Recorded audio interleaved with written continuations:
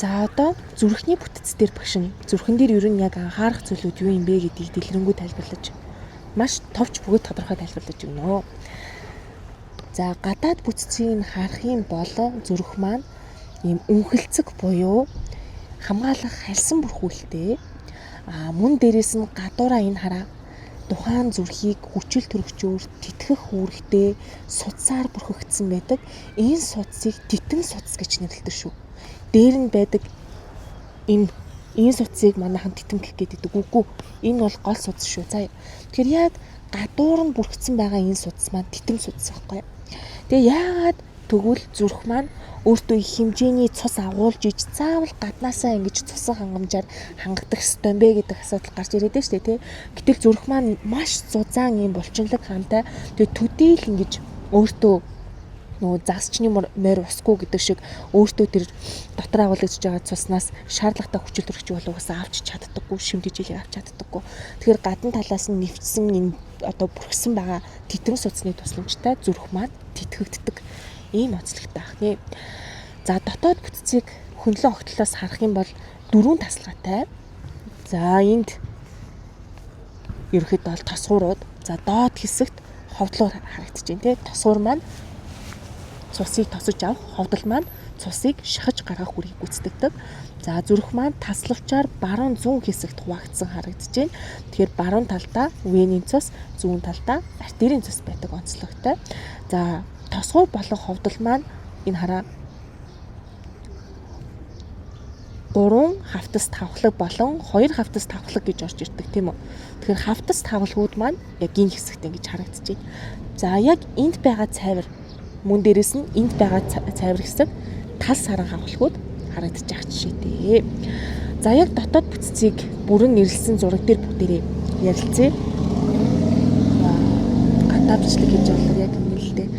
За энд баруун тосгуур, зүүн тосгуур харагдаж байна тийм. Тэгэхээр баруун тосгуур маань дээд доод хөндийн венээр венийн цусыг тосож авдаг.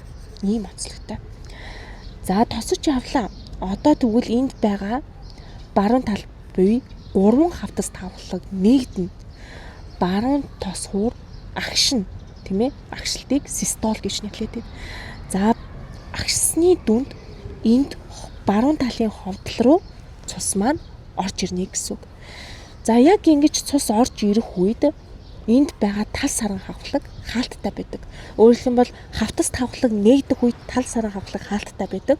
Хавтас хавхлаг тал саран хавхлагыг нэгдэх үед хаагддаг. Тэгэхээр нэгдэх хаагдах хөдөлгөөн нь зөрж явагддаг гэж ойлгож болно. За дахиад бүгдээрээ харъя. Сая венийн цус маань баруун ховдолд ороод ирсэн байгаа тийм үү. Одоо яах ёстой вэ гэхээр тал саран хавхлаг, уушигны тал саран хавхлаг нэгдлээ. Уушигны артерийн судсан. Ингээ уушигны артериэр дамжаад уушиг руу очиж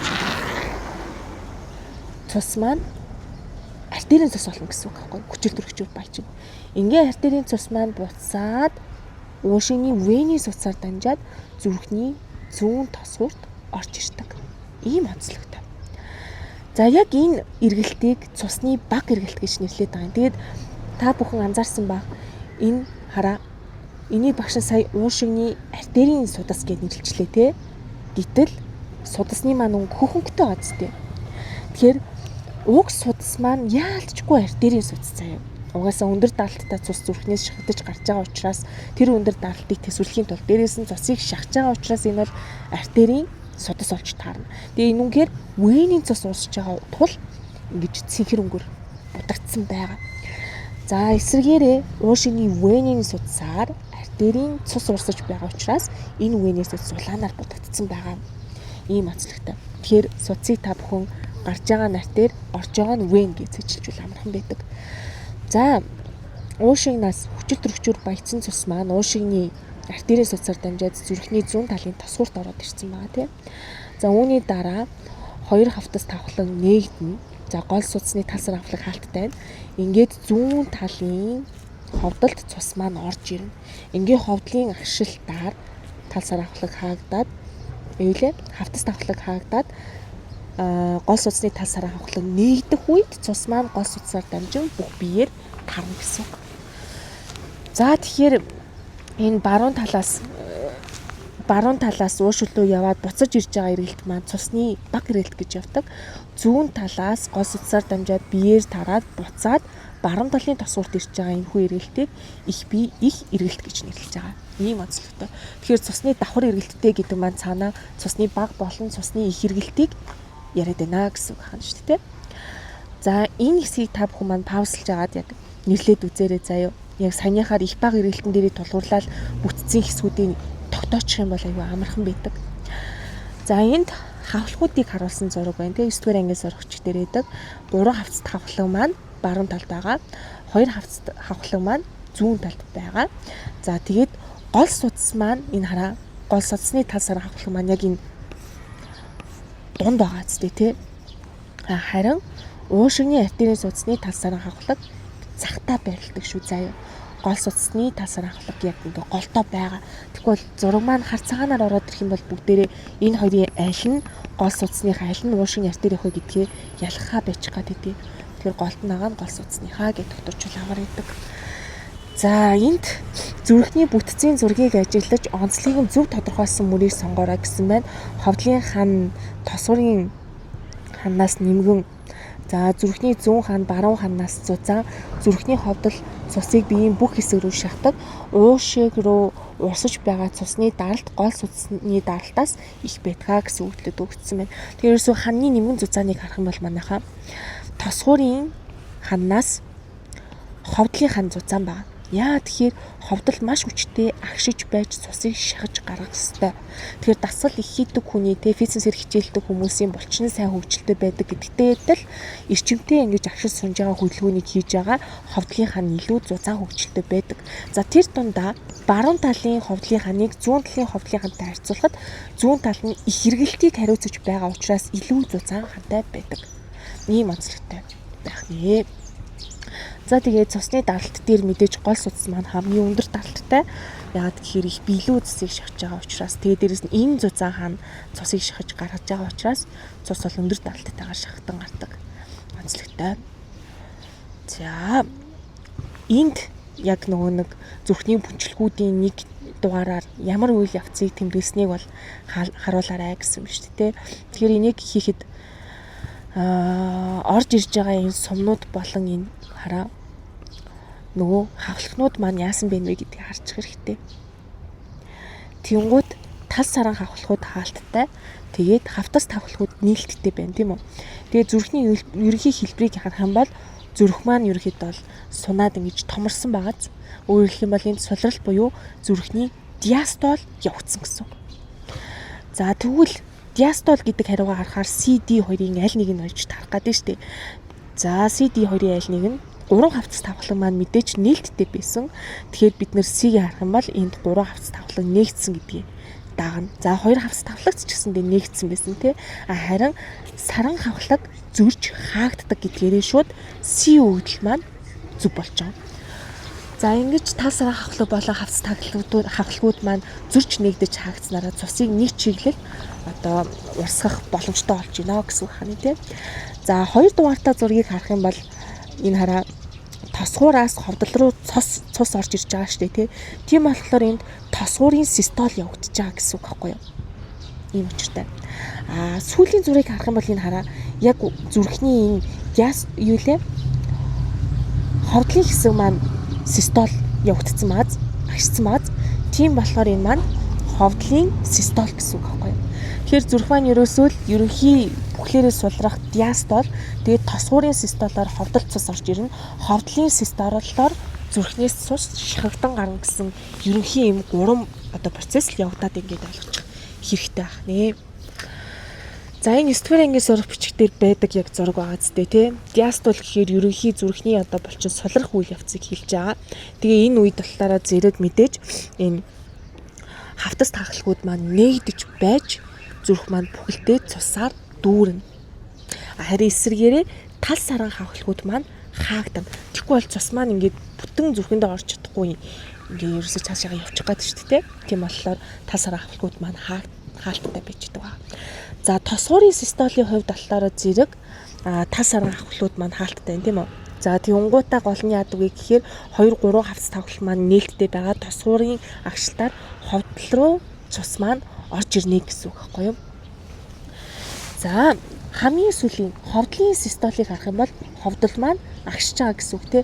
Тэгэхээр ховдолд байгаа цус яг дараагийн эсвэлгөө буюу уушиг их билүүгээ шахагдахын тулд энд 2 3 хавц тавхалгууд хаагдах ёстой. Тэгээд тасар авахлахууд нээгдээд баруун ховдолд байгаа цус уушиг рүү харин зүүн ховдолд байгаа цус их бие рүү шахагдан гарна гэсэн үг. Ерөөсөө л ийм процесс. За тэгвэл диастол гэдэг маань сулрал, систол гэдэг маань зүрхний булчингийн агшилтыг хэлээд байна тий. За яг энэ зургийг дахин яг доотлын тайлбарыг уншингаа энэ зүрхний сум за тэр юу илээ хавлахууд нээлттэй байгаа хаалттай байгааг сайтар ажиллаад энэ яагаад хаагдаад байгаа вэ?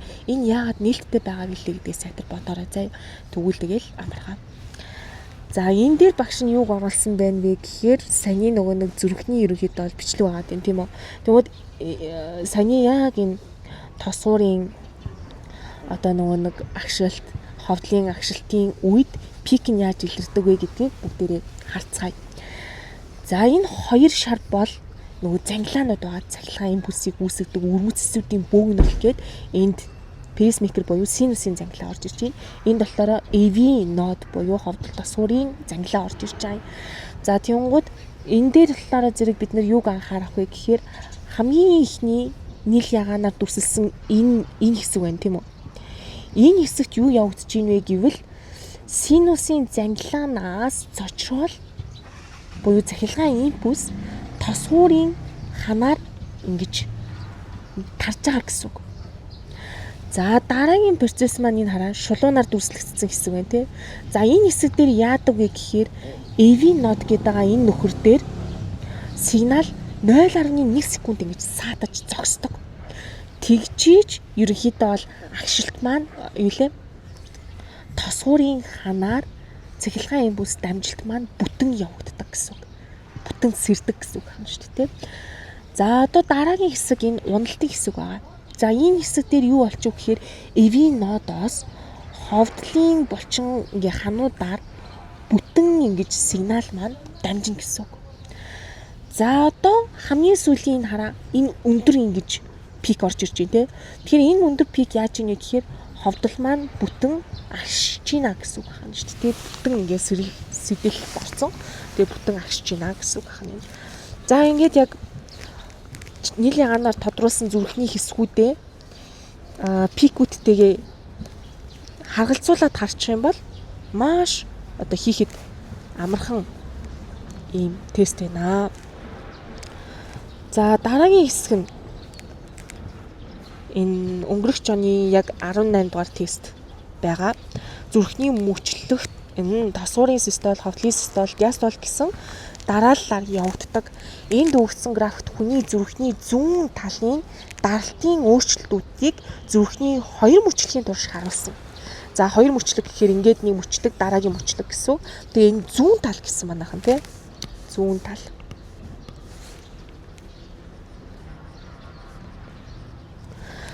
За тэгээд шумнуудаа харах юм бол үргэлжилсэн шулуун маань гол суц, тасархайтай маань зүүн ховдол. За тэгээд цэгүүдээр тэмдэглэсэн талаараа зүүн тосгуурыг харуулсан байгаа юм. Босоодын эхлэг дээр болохоор даралтыг, хөвтөдийн эхлэг дээр болохоор зэрэг хугацааг харуулсан байна. За биднээс юуг асуучлаа? Зүрхний зүүн талын даралтын өөрчлөлтийг гэсэн тийм үү? Тэгээ гол судасны гэж юм те. Тэгэхээр бид нар шууд гол судасаа хараад явчихна гэсэн үг хань. За гол судас маань үргэлжилсэн урт зураасаар байгаа. За ингээ харангууд энэ хараа доошоо ингээ орж ирснээ энэ хоёр дээр гол судасны хавхлагууд байгаа гэсэн үг байхгүй юу? Гол судасны хавхлаг энд нэгдэж гинөө хаагдаж гинөө. 3 дээрээс гол судасны хавхлаг нэгдэж гинөө хаагдаж гинөө гэдгийг бид нар дүрсэлж бичнэ гэсэн үг. За цусны даралт гол судсан дээр хартаа энд ингэж өндөр болж байгааз өөрөөр хэлбэл гол судсанд цус орж ирээд гол судасны хананд учруулах цусны тэр даралт маань хүчтэй болж байна гэсэн үг байхгүй юу? Тийм болохоор 2 дугаартай энэ хэсэг дээр гол судасны тал саран хавхлаг нэгдсэн гэсэн үг. За нэгтлээ цус маань урсаж орж ирлээ, даралт нэмэгдлээ. За одоо тэгтэл энэ хараа энд ингээд доошоогоо буурж ин тэ. Тэгээ буурсныхаа дараа энд жижигхэн ингээд пик дэшээ ингээд өсөд үсцэн бааз. За энэ ямар учиртай вэ гэхээр яг энэ хонхортой хэсэг дээр гол судасны тал сар хавхлаг маань хаагдаад за хаагдангууд нөгөө үлдэгдэл цус маань хавхлагыг ингэж очиж мөргөж байгаа гэсэн үг. Тэгэхээр яг тэр мөргөлтөн дээр ийм жижигхэн пик гарч ирж байгаа байхгүй. Ингээ харчвал маш амархан байгаа сте тий. Гол судас маань тал сар хавхлаг нэгдлээ, цус орж ирлээ, даралт өндөр боллоо, хаагдлаа, даралт буурлаа. Ингээл болоо. Тэгэхээр 2 дугаартаа дээр гол судасны тал сар хавхлаг нэгдсэн, 3 дугаартаа дээр гол судасны тал сар хавхлаг хаагдсан бахны. За 1 болон 4 дугаартаа дээр мөн л ялгаагүй нөгөө хавтас тавхлагууд маань яасан бэ? Зүүн тосгор гээд хавтас тавхлагууд нэгдсэн юм уу, хаагдсан юм уу гэдгийг л илэрхийлээд байна гэсэн үг хаана шүү дээ. За одоо энэ дээр харагдаж байгаа зү тэ. Яг энэ ихний энэ хэсэг дээрээ хавтас тавхлаг маань ерөнхийдөө бол хаалттай байсан юм байна. А энэ хэсэг дээрээ хавтас тавхлаг маань нэгдсэн юм байна. Тэгээ хамгийн тод өөрчлөлт нь бидэрт харагддаг хэсэг бол энэ гол судасны хэсэг байгаа. За энэ хүртэл анхаарал хандуулсанд баярлалаа. Тэгээ гадаавчлалын хийж байгаа болохоор гадны дуу чимээ бол нэлээд орсон баг. Тэгээ хугацаа бага байсан учраас багш нь яшихнийхээ хүлээнгээ бичлээ хийчлээ. Маргааш шинэ бүгдэнд амжилт. Баярлалаа.